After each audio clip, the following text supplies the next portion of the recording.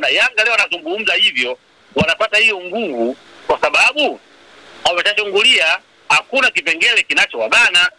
Unaelewa kama nilikwambia? Ndio. Yaani kama pangekuwa pana kipengele ambacho kinawabana, usingewasikia wanazungumza.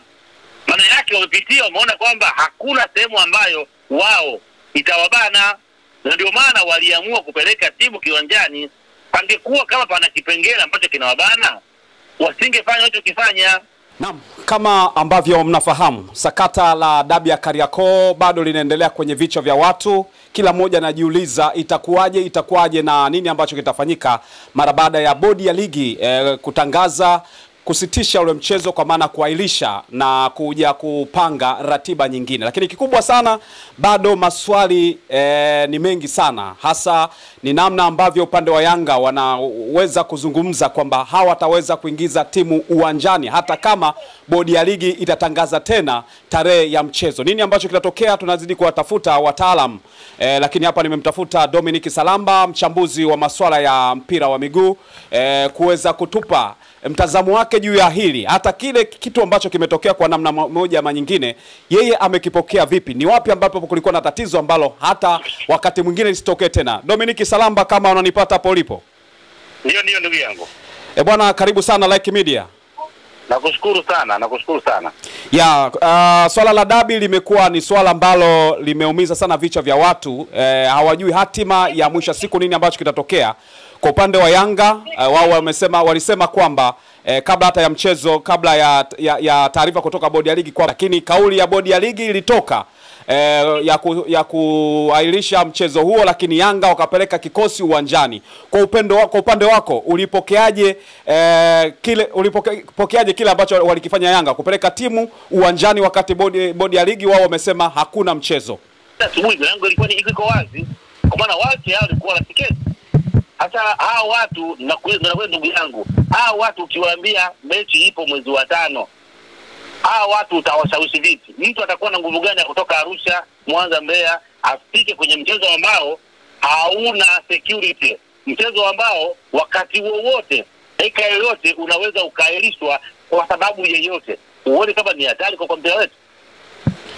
Kwa hoja ambazo zimezipata Salamba kwa wadau mbalimbali, wanasema pengine bodi ya ligi nao walijiridhisha kwamba Yanga wangepata changamoto ya kupata watu wengi uwanjani, pengine ilikuwa ni kwa msaa kuisaidia pia Yanga yenyewe, ngaje wao hawakubaliana na hicho kitu.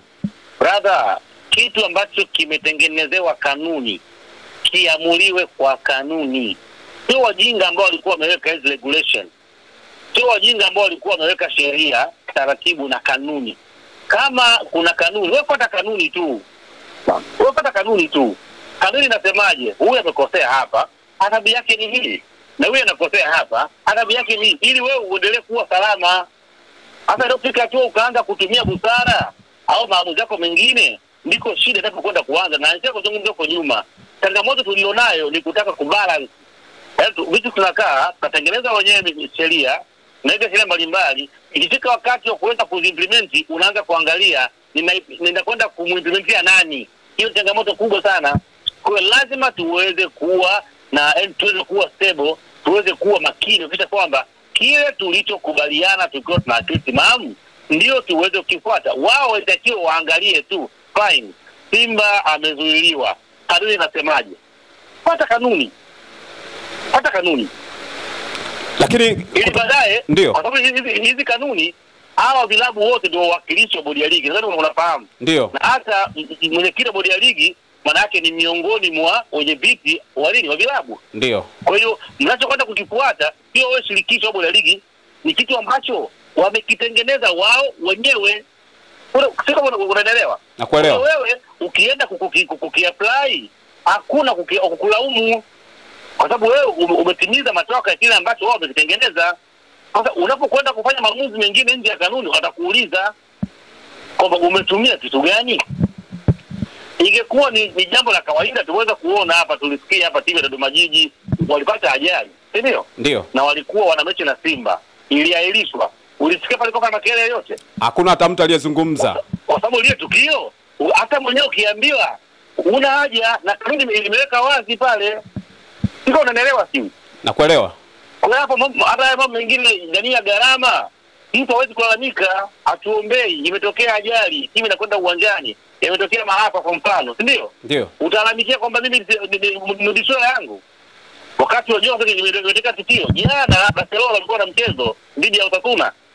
Masaa machache kabla ya mchezo, Barcelona wanakwenda kupoteza daktari wao, sawa, daktari wa timu. Mechi imeahirishwa. Ndio. Kwa hiyo hata wakisikia mashabiki wa Barcelona kwa mechi imeahirishwa, wanaangalia sababu ni nini. Ipo wazi, kiongozi kwenye timu ambariki masaa kabla ya mchezo. Kwa kuna vitu ambavyo vikitokea bwana Israeli havihitaji mijadala. Ukiona mijadala iko mingi kiasi hiki, maana yake kuna sehemu panavuja.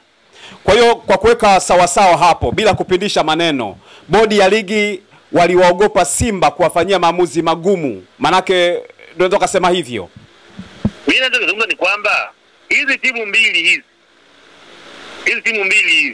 ndio zimepelekea kufanya hawa viongozi kushindwa kuwa na gasi ya kufanya yale ambayo wanakubaliana.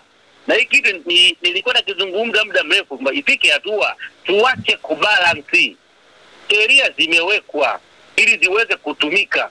Unapoanza kuingiza busara kwenye sheria, unakwenda kutengeneza loophole ambao baadaye utashindwa kuja kuudhibiti. Yaani mwenyewe unakwenda kutengeneza ufa ambao baadaye utakuja kushindwa kuja kuuziba. Kwa sababu huyu leo ambao unamtia busara, kesho atakubana kwenye kona. Sasa leo nakuuliza hapa, haya mechi imeahirishwa kwa kutumia kanuni gani? Wewe mwenye kanuni una. Inabakia tu story tu hapa. Wao wanasema Salamba kanuni gani? Salamba wao wanasema kanuni ya 34 kifungu cha 3 ambacho kinazungumzia majanga, kinazungumzia pia na nguvu walionayo kwa maana bodi ya ligi pamoja na TFF watakapokuwa wanaona. Anayeweza kudhibitisha majanga ni bodi ya ligi. Nikuulize wewe. Wamesema hiyo kanuni inazungumzia majanga na ile busara ya jinsi ambavyo TFF na bodi ya ligi itakavyokuwa imeona. Anayeweza kunusa dalili za majanga ni bodi ya ligi. Ndio maana tuna vyombo vya ulinzi na usalama ambavyo wenyewe ndio vina mamlaka, kwa maana ndio sekta wa kwanza wa nchi wa kuweza kujua. Na wakati tunakuwa tunatangaziwa, lakini kumbuka before the game tulimsikia kamanda maalum akizungumza kwamba mambo yote yako sawa. Ndio. Ukusikia? Nilisikia. Yule ndio mwenye mambo majanga akasema mambo yote yako sana, akatoa wito kuhakikisha kwamba watu wanakwenda kiwanjani. Baadaye tulimsikia katibu mkuu wa wizara akisema nini? Hao ndio wenye mamlaka ya kuweza kujua kama kuna tishio au shambulio au wapo na ndio watoa taarifa. Unaelewa sijui? Kwa hiyo uwezi kukaa tu bwana Israeli ukazungumza vitu vyote viko sawa. Na zitakazo vionekane viko sawa na kwa usawa. Na vipi taratibu? Ndio. Dominic Salamba, na vipi kuhusiana na kauli ambazo zinatolewa na Yanga? Viongozi pamoja na wanachama sasa nao wamekuwa wakitoa kauli hizo kwamba bodi ya ligi wakiitisha mchezo wasipeleke timu. Hiyo unaichukuliaje kwa upande wako? Ni sawa sawa? Ndio nimekwambiaje?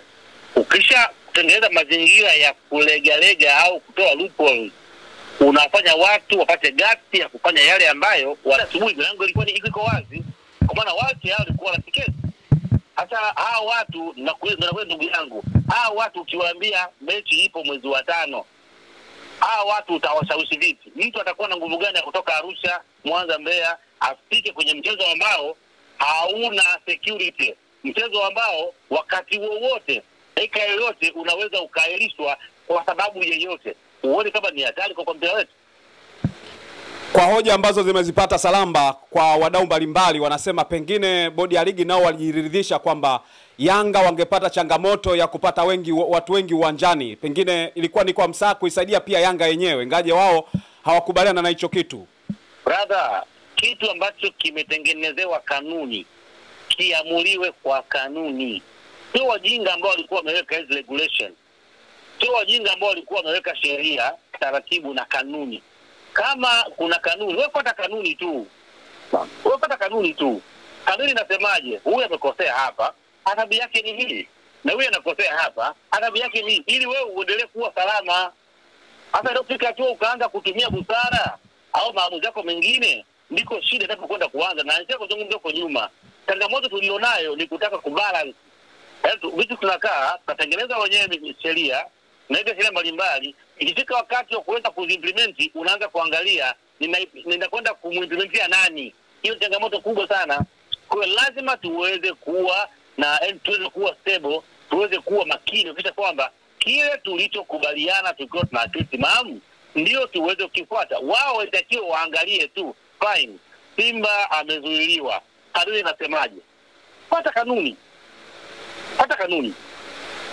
Lakini ili baadaye, ndio, kwa sababu hizi kanuni hawa vilabu wote ndio wawakilishi wa bodi ya ligi. Sasa unafahamu. Ndio. Na hata mwenyekiti wa bodi ya ligi maana yake ni miongoni mwa wenye viti wa vilabu. Ndio. Kwa hiyo mnachokwenda kukifuata sio wewe shirikisho wa bodi ya ligi, ni kitu ambacho wamekitengeneza wao wenyewe. Sio, unaelewa? Nakuelewa. Wewe ukienda kukiapply hakuna kukulaumu, kwa sababu wewe umetimiza matakwa ya kile ambacho wao wamekitengeneza. Sasa unapokwenda kufanya maamuzi mengine nje ya kanuni, watakuuliza kwamba umetumia kitu gani. Ingekuwa ni jambo la kawaida, tuweza kuona hapa, tulisikia hapa timu ya Dodoma Jiji walipata ajali, si ndio? Ndio. Na walikuwa wana mechi na Simba, iliahirishwa. Ulisikia palipoka makelele yote? Hakuna hata mtu aliyezungumza. Kwa sababu ile tukio hata mwenyewe ukiambiwa una haja na kanuni imeweka wazi pale. Sio, unaelewa sio? Nakuelewa. Kwa hapo hata mambo mengine ndani ya gharama, mtu hawezi kulalamika, atuombei, imetokea ajali, timu inakwenda uwanjani, imetokea maafa kwa mfano, si ndio? Ndio. Utalalamikia kwamba mimi nirudishwe yangu. Wakati unajua sasa imetokea tukio. Jana Barcelona walikuwa na mchezo dhidi ya Osasuna. Masaa machache kabla ya mchezo, Barcelona wanakwenda kumaliza daktari wao, sawa, daktari wa timu. Mechi imeahirishwa. Ndio. Kwa hiyo hata wakisikia mashabiki wa Barcelona kwa mechi imeahirishwa, wanaangalia sababu ni nini. Ipo wazi, kiongozi kwenye timu ambariki masaa kabla ya mchezo. Kwa kuna vitu ambavyo vikitokea bwana Israeli havihitaji mijadala. Ukiona mijadala iko mingi kiasi hiki, maana yake kuna sehemu panavuja. Kwa hiyo kwa kuweka sawasawa hapo bila kupindisha maneno, bodi ya ligi waliwaogopa Simba kuwafanyia maamuzi magumu. Manake ndio kusema hivyo. Mimi nataka kuzungumza ni kwamba hizi timu mbili ndio zimepelekea kufanya hawa viongozi kushindwa kuwa na gasi ya kufanya yale ambayo wanakubaliana. Na hii kitu nilikuwa nikizungumza muda mrefu kwamba ifike hatua tuache kubalance. Sheria zimewekwa ili ziweze kutumika. Unapoanza kuingiza busara kwenye sheria, unakwenda kutengeneza loophole ambao baadaye utashindwa kuja kuudhibiti. Yaani mwenyewe unakwenda kutengeneza ufa ambao baadaye utakuja kushindwa kuja kuuziba. Kwa sababu huyu leo ambao unamtia busara, kesho atakubana kwenye kona. Sasa leo nakuuliza hapa, haya mechi imeahirishwa kwa kutumia kanuni gani? Wewe mwenye kanuni una. Inabakia tu story tu hapa. Wao wanasema Salamba kanuni gani? Salamba wao wanasema kanuni ya 34 kifungu cha 3 ambacho kinazungumzia majanga, kinazungumzia pia na nguvu walionayo kwa maana bodi ya ligi pamoja na TFF watakavyokuwa wanaona. Anayeweza kudhibitisha majanga ni bodi ya ligi. Nikuulize wewe. Wamesema hiyo kanuni inazungumzia majanga na ile busara ya jinsi ambavyo TFF na bodi ya ligi itakavyokuwa imeona. Anayeweza kunusa dalili za majanga ni bodi ya ligi. Tuna vyombo vya ulinzi na usalama ambavyo wenyewe ndio vina mamlaka, kwa maana ndio sekta wa kwanza wa nchi wa kuweza kujua. Na wakati tunakuwa tunatangaziwa, lakini kumbuka before the game tulimsikia kamanda maalum akizungumza kwamba mambo yote yako sawa. Ndio. Ukusikia? Nilisikia. Yule ndio mwenye mambo majanga akasema mambo yote yako sana, akatoa wito kuhakikisha kwamba watu wanakwenda kiwanjani. Baadaye tulimsikia katibu mkuu wa wizara akisema nini? Hao ndio wenye mamlaka ya kuweza kujua kama kuna tishio au shambulio au wapo na ndio watoa taarifa. Unaelewa sio? Kwa hiyo uwezi kukaa tu bwana Israeli ukazungumza, no, vitu vyote viko sawa.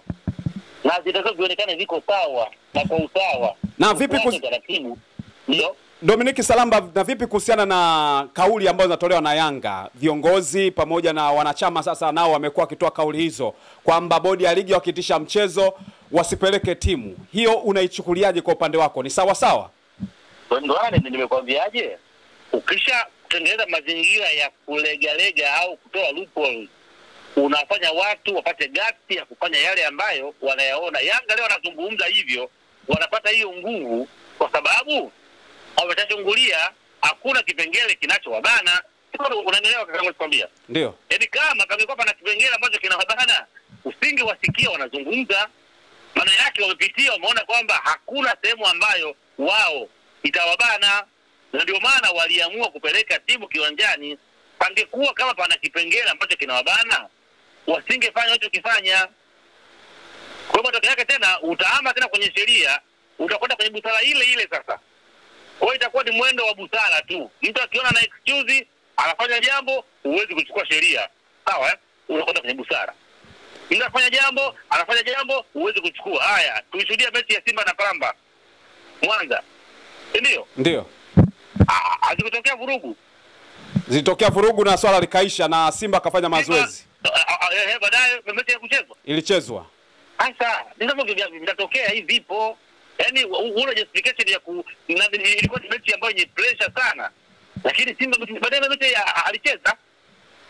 Kwa sababu kulikuwa hakuna justification ya kumfanya mechi asicheze. Ndio. Kulikuwa hakuna justification ingekuwepo, angeitumia Liverpool asicheze mechi. Angetulia. Yote katika yote tumesikia pia taarifa ya mjumbe mmoja kwenye bodi ya ligi kujiuzulu. Pengine kwa upande wako umeiona imeleta sura gani? Ndio ninachokuambia kwamba ukishaona pana mazingira fulani ambayo hayako sawa, ndio madhara ambayo tunakwenda kuyatengeneza. Kwa nini wajumbe mgawanyike katika kitu ambacho kinaongozwa kwa sheria?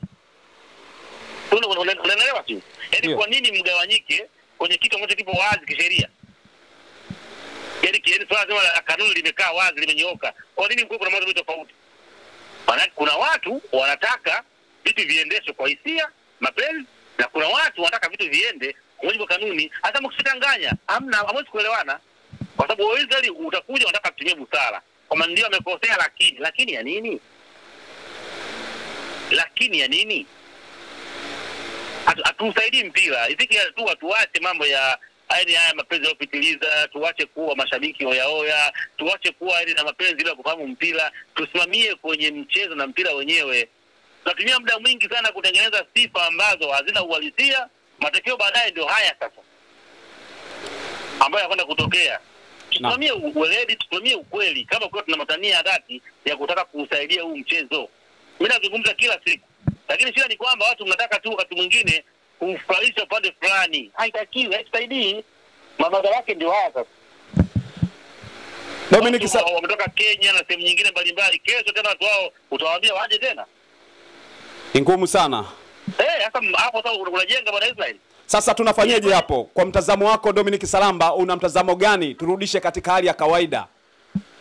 Mimi ambacho ukiniambia mtazamo wangu ninafikiri tu ufike wakati nafahamu kwamba hakuna binadamu atena mapenzi ya hivi vilabu, na uwezo kupata kiongozi au mtu yote ambaye anatoka mbinguni. Sawa, kote duniani ukienda huko kwenye UEFA au ukienda FIFA, ukienda CAF, wote ni viongozi na wana mapenzi na timu zao. Tunafahamu mpaka Mosepe alikuwa ni kiongozi wa timu moja kubwa tu barani Afrika, timu yake. Lakini tunaweza kuona anajitahidi kuweza kuwa nje ya timu. Unaelewa? Hawa marais wa vilabu hawa wa nchi wa CAF kutoka nchi mbalimbali. Tutofautishe kati ya mapenzi yetu binafsi, sawa, na majukumu yetu ambayo tunatoka kazini. Tukifanikiwa hapo tutakwenda kuokoa mpira. Sababu hamna siku ambayo tutampata kiongozi sio Simba, sio Yanga, haiwezekani. Viongozi wote watakuwa ni Simba, ni Yanga. Washambuzi wote watakuwa ni Simba, ni Yanga. Wewe mtangazaji utakuwa ni Simba na Yanga. Kitu tujue ni wakati gani unatakiwa uweze kuwa Simba na wakati gani unatakiwa kufanya majukumu yako ya msingi, kwa maana ya kuweza kuokoa tasnia. Lakini tukianza kuchanganya ushabiki, sawa, katika majukumu yetu kila siku, ndiyo madhara haya ambayo yanakwenda kutokea.